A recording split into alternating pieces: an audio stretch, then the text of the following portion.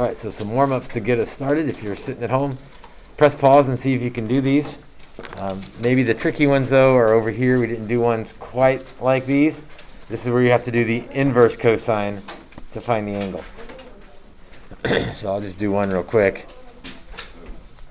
Inverse cosine of 0.17 and whatever you get for that. So grab a calculator, put it in degree mode, knock those four out, and then we'll go over them in just a moment.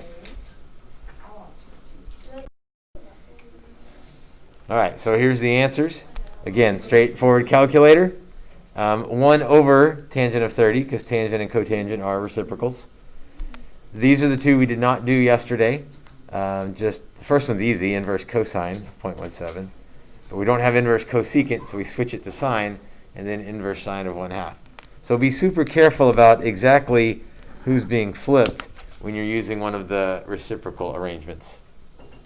Question? Why do we, wait, I'm confused why we don't do like the 1 over sine for number 4. Okay, so the question is, why this 1 over business? Okay, why is it different than number 2, I guess? Because number 2, we just did 1 over tangent of 30. Because the cotangent is 1 over the tangent.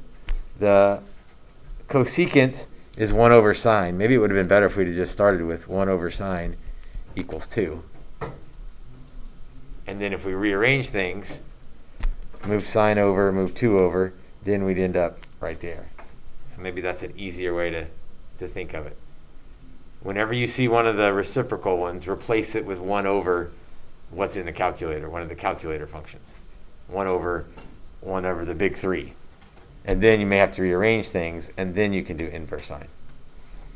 So this is definitely the trickiest one. Well, I guess both of those, because like when do you do the 1 over thing? That's what gets tricky.